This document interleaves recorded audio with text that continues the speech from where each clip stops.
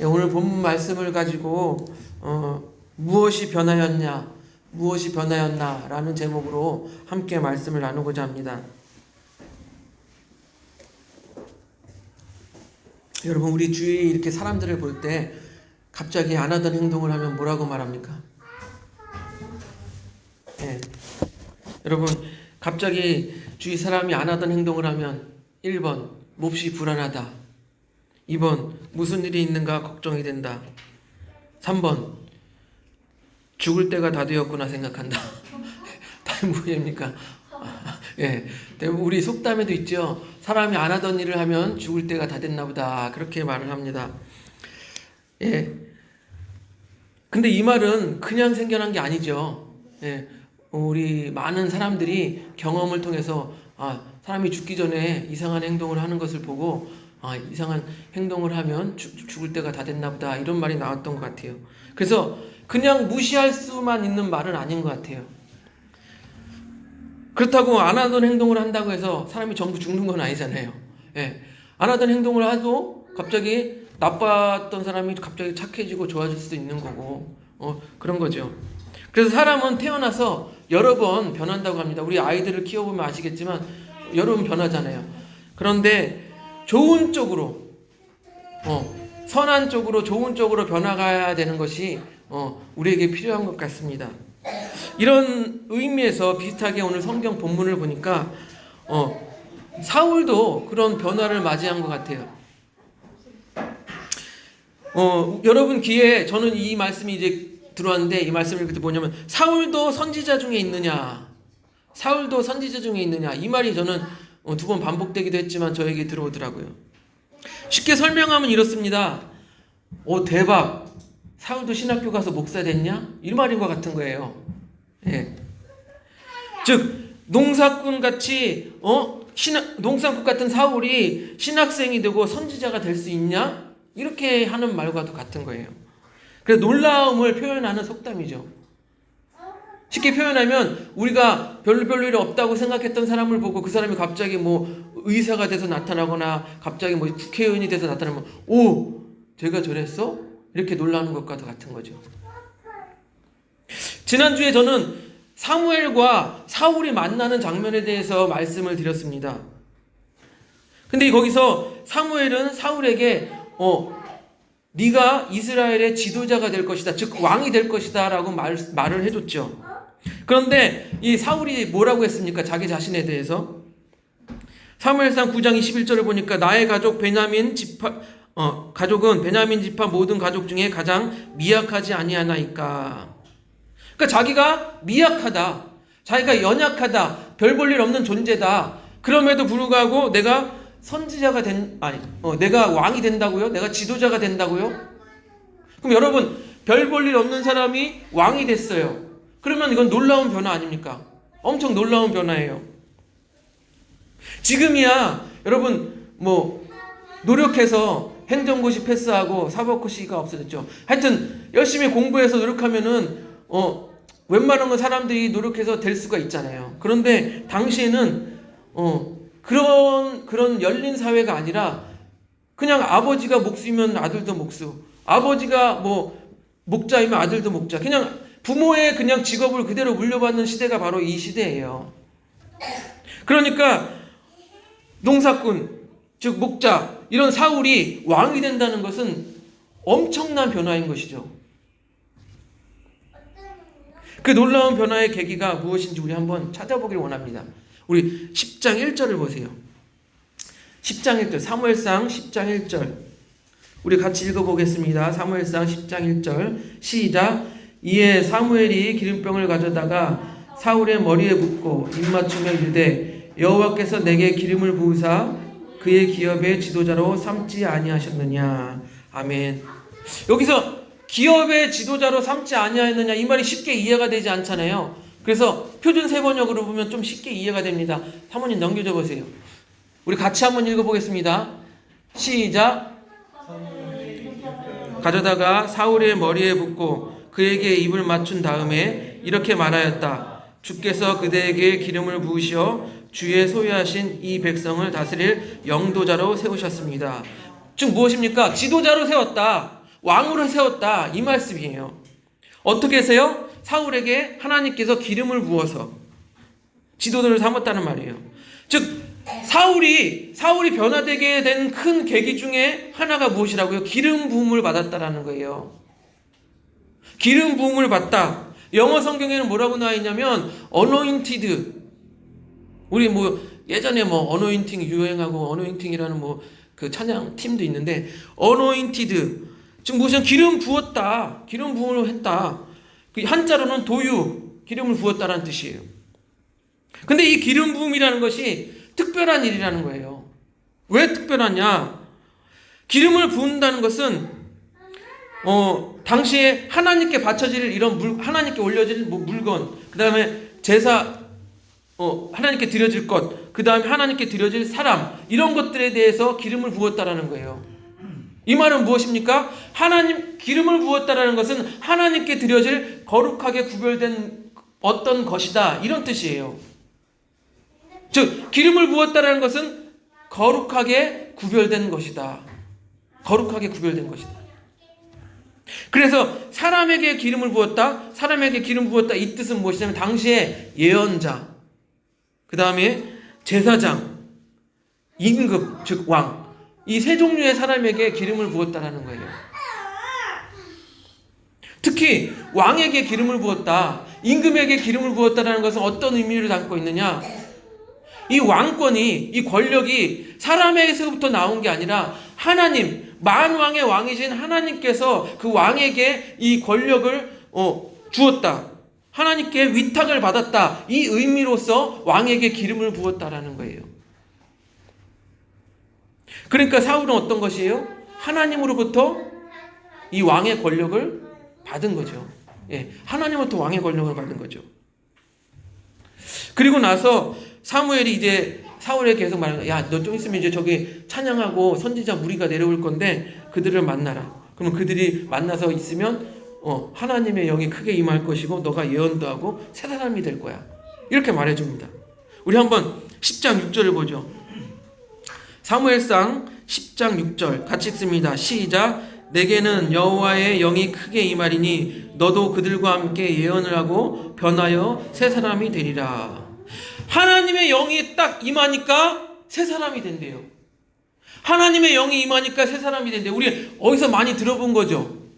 우리 외웠던 말씀 중에 당연히 넘겨줘 보세요. 고린도전서 5장 17절 우리 한번 같이 봅니다. 시작. 그런즉 누구든지 그리스도 안에 있으면 새로운 피조물이라. 이전 것은 지나갔으니 보라 새 것이 되었도다. 아멘. 하나님의 영이 우리에게 임하고, 즉 우리가 그리스도 안에 있으면 무엇이에요? 우리는 새로운 피조물이래요. 새로운 피조물이라는 것은 이전 것은 지나갔어요. 이전의 모습은 버리고 새롭게 변화된 존재라는 거예요. 즉 새 사람이 되라는 거예요. 과거에 내가 어떻게 행하였든 과거의 내가 아니라 새로운 사람이 되어야 한다는 것입니다. 즉 하나님의 기름 부음 받은 구별된 사람이 되어야 된다는 거예요. 세상 사람들과 어떻게 해요? 구별된 사람이 되어야 된다는 거예요. 근데 여러분 한번 생각해 보세요. 내가 그런 말들을 듣고 살고 있나? 저 사람은 교회 다니나 봐. 저 사람은 예수 믿는 사람이구나. 여러분 그런 말을 들으면서 세상 속에서 살고 계십니까? 우리가 세상 사람들과는 뭔가 다른 구별된 모습이 있어야 된다는 거예요. 우리의 모습을 한번 돌아보세요. 내가 예수님을 믿기 전과 예수님을 믿고 난 후에, 내가 교회를 다니기 전과, 이건 좀 안 맞을 수도 있겠네요. 하여튼 예수님을 내 마음속에 영접한 이후에 삶이 과연 내가 얼만큼 변하였나 한번 생각해 보세요. 과거와 똑같다면 거룩하게 구별된 모습이 아니에요. 그래서 여러분, 우리 교회는 제가 실질적으로 예수 운동이라는 것을 시작하게 되었어요. 주보를 보세요. 연초에 광고를 많이 못 드렸는데 주보를 보세요. 거기 보면은 주황색 글씨로 예수 운동 있죠. 첫째, 하루에 한 번 사랑한다고 말하기. 여러분 가족이든 친구이든 직장 동료이든 좋습니다. 특별히 제가 권하는 것은 아내에게, 남편에게 사랑한다고 많이 말하시기 바랍니다. 예. 해야 돼요. 자꾸 해야 돼요. 하루에 한 번 사랑한다고 말하기. 둘째, 하루에 한 번 용서하기. 우리가 세상에서 살면서 화나는 일이 많잖아요. 뭐 사람이 자기를 뭐 괴롭힐 때도 있고 열받게 할 때도 있고 화가 나는 일이 많아요. 특히 사람 때문에 화나는 일이 너무 많아요. 사람 때문에. 그럴 때 우리가 한번 이거를 다시 한번 마음속에 새겨보기를 원합니다. 아, 예수를 닮아가야지. 우리 교회에서 예수 운동하지. 내가 한 번만 용서해보자. 내가 오늘 한 번만 저 사람을 용서해보자. 이런 마음을 가지시길 바랍니다. 세 번째, 하루 한 번 양보하기. 사람이 살면서 자기 이익이 손해가 보면 다투는 일이 참 많아요. 예. 쉬운 예로 운전하다가 보세요. 나는 실컷 계속 차를 한참 기다리고 있는데 중간에 쭉 앞으로 와서 끼드는 사람 있잖아요. 열 받아요, 안 받아요? 열 받죠. 그래서 안 껴주려고 막 바싹바싹 붙여가잖아요. 욕도 하고.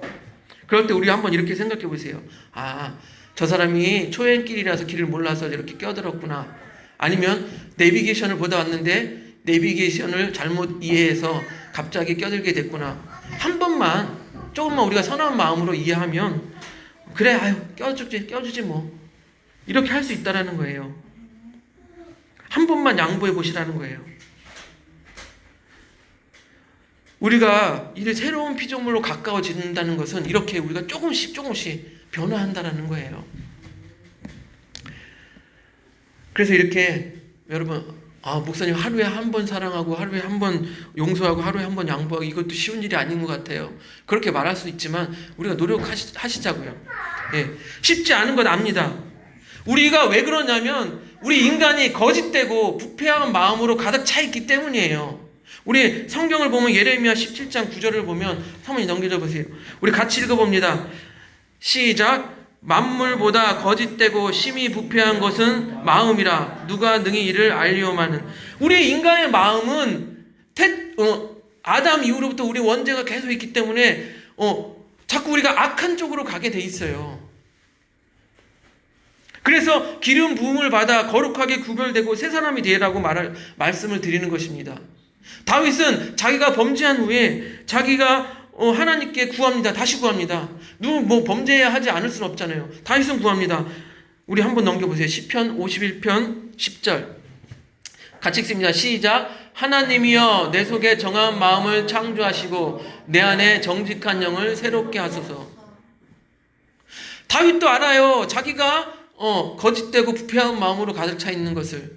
그래서 하나님 저에게 정직한 영을 부어주시옵소서. 저를 새롭게 하여 주시옵소서. 이렇게 간구하는 거예요. 그래서 하나님께서는 구하는 자들에게 회복을 명하시죠. 에스겔은 이스라엘의 회복을 이렇게 이야기합니다. 에스겔에서 11장 19절 우리 한번 같이 읽어보겠습니다. 시작. 내가 그들에게 한 마음을 주고 그 속에 새 영을 주며 그 몸에서 돌같이 마음을 제거하고 살처럼 부드러운 마음을 주며. 여러분, 굳은 마음, 돌같이 굳은 마음을 제거하고 부드러운 마음을 우리에게 주신다고 이렇게 말하고 있습니다. 여러분, 우리에게 굳은 마음이 있으면 어떻게 해요? 차 운전하는데 저놈 봐라 껴들어? 내가 절대 못 껴주지. 막 바싹 붙여요. 근데 이 굳은 마음이 제거되고 부드러운 마음이 우리 안에 들어오면 이런 거예요. 아유, 길을 잘못 들었나 보지. 한 번만 껴주자 하고 양보하는 거예요. 돌같이 굳은 마음이 부드러운 마음으로 변화된다라는 거예요.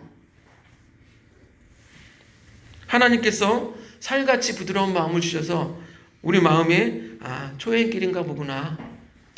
급한 일이 있겠지 뭐. 그래, 껴라, 껴. 오늘 본문을 보면요. 10장 9절을 보면 한번 같이 읽어보겠습니다. 사무엘상 10장 9절 시작. 그가 사무엘에게서 떠나려고 몸을 돌이킬 때에 하나님이 새 마음을 주셨고 그날에 그 징조도 다 응하니라. 어떻게 해요? 하나님이 어떻다고 그래요? 새 마음을 주셨다라고 말하고 있습니다. 새 마음. 예전에 그 마음이 아니라 새 마음을 주셨다라고 말하고 있습니다. 즉 우리 힘으로 우리 마음이 쉽게 변화될 수 없지만 하나님께서 새 마음을 주시면 우리는 변화할 수 있다라는 거예요. 사람이 사람을 변화시킬 수는 없지만 하나님께서 사람을 변화시킬 수 있다라는 거예요. 사무엘상 10장 10절을 보세요. 우리 한번 같이 읽습니다. 10장 10절 시작. 그들이 산에 이를 때에 선지자의 무리가 그를 영접하고 하나님의 영이 사울에게 크게 임함으로 그가 그들 중에 예언을 하니. 예, 하나님의 영이 크게 임하니까 사울이 안 하던 것 무엇입니까? 예언을 합니다. 예언. 우리 은사 중에 예언의 은사 있잖아요. 성령이 하나님의 영이 임하니까 예언을 하게 되는 거예요.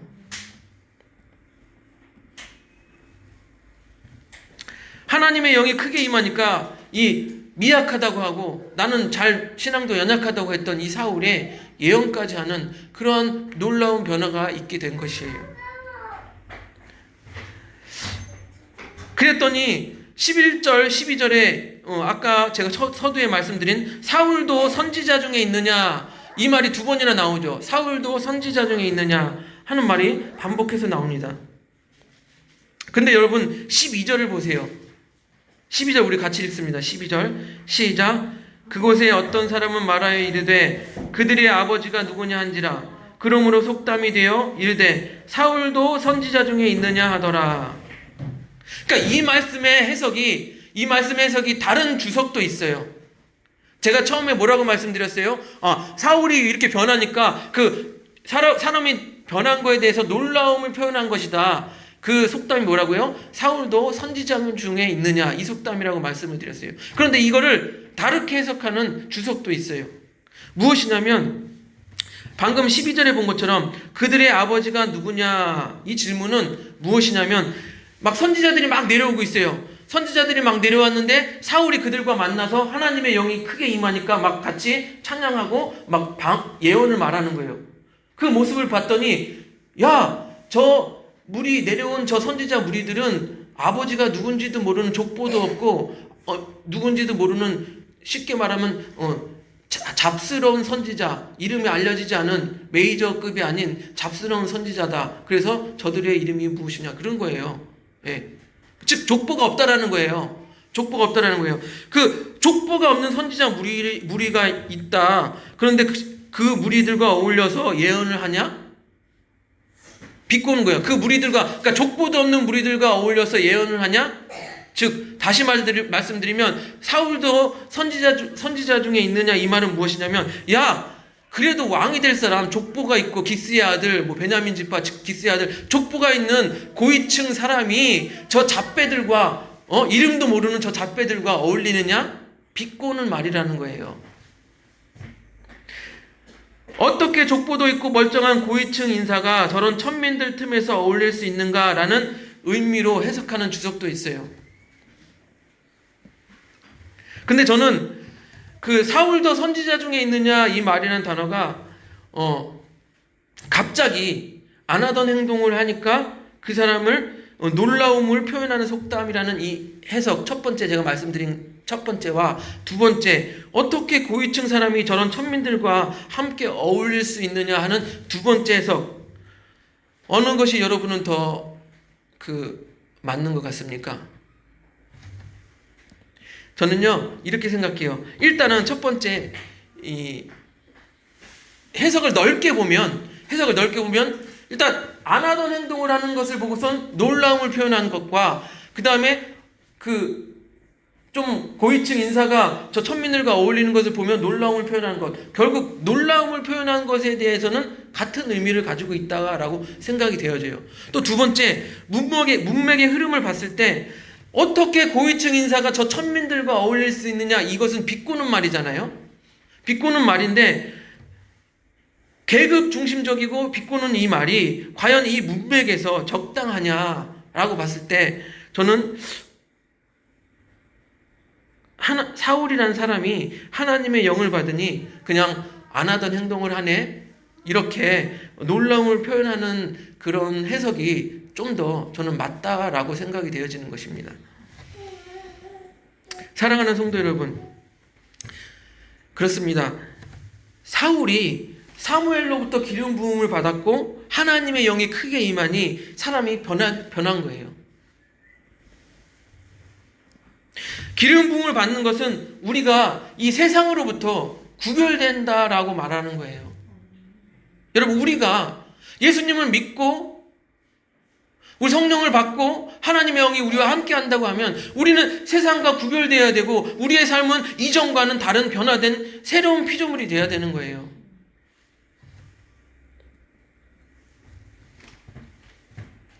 새로운 피조물이 된다는 것은 무엇이에요? 아까도 말씀드렸죠. 우리의 굳어진 마음이 변하여 예수님을 닮고 부드러운 마음으로 돼가는 거예요. 맨날 마음속에 악에 받쳐서 어떻게 하면 복수하지? 어떻게 하면 그런 악에 받친 마음이 아니라 용서하고 양보할 수 있는 부드러운 마음을 갖는 거예요.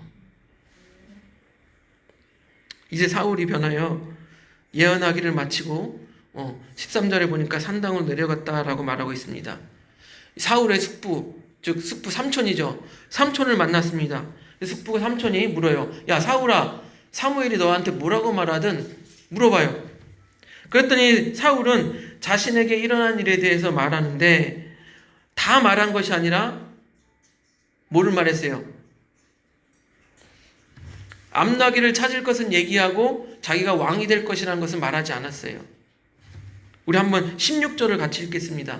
사무엘상 10장 16절 같이 읽습니다. 시작. 사울이 그의 숙부에게 말하되 그가 암나기를 찾았다고 우리에게 분명히 말하더이다 하고 사무엘이 말하던 나라의 일은 말하지 아니하니라. 그래요. 삼촌 사무엘을 만났더니 암나기는 이미 찾았대요. 그리고 자신이 왕이 될 것이라는 것은 말하지 않았다라는 거예요. 여러분 보세요.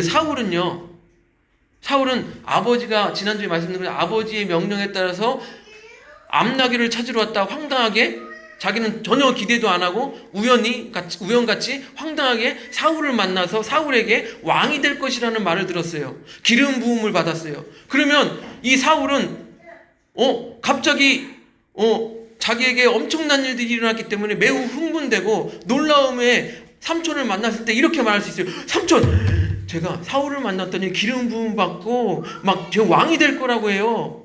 흥분해서 이렇게 말할 수도 있을 거예요. 아니, 그렇게 말하는 것이 우리 보통 사람들일 거예요. 그런데 사울은 왕이 될 것이라는 것을 말하지 않았습니다. 왜 그럴까요? 절제를 알게 된 거예요. 기름 부음을 받고 하나님의 영이 크게 임한 사울은 변화된 것이에요. 마구 흥분해서 떠들어대는 것이 아니라 절제를 할 줄 아는 사람으로 변화된 것입니다. 여러분, 절제라는 것은 성령의 열매잖아요. 사모님 넘겨주세요. 우리 같이 한번 읽어볼게요. 성령의 열매 갈라디아서 5장 22절 23절 시작. 오직 성령의 열매는 사랑과 희락과 화평과 오래 참음과 자비와 양성과 충성과 온유와 절제니 이 같은 것을 그물지할 법이 없느니라. 절제니, 절제의 성령의 열매를 보여준 것입니다. 하나님의 영, 즉 성령을 받은 사람은 이같이 성령의 열매를 맺고 변화된 삶을 사는 거예요. 온유하고 오래 참고 사랑하고 화평을 만들고 희락, 기쁨과 함께 살고. 사랑하는 성도 여러분, 우리에게 기름 부음이 있기를 바랍니다. 세상에서 그리스도인으로서 구별된 삶을 살기를 바랍니다. 우리에게 하나님의 영이 크게 임하기를 바랍니다. 그래야 해서 이 굳은 마음, 우리 가운데 굳은 마음을 버리고 새 마음으로 변화되기를 바랍니다. 그렇게 우리 교회 함께하는 예수운동에 동참하여 새 사람이 되기를 주님의 이름으로 축복드립니다.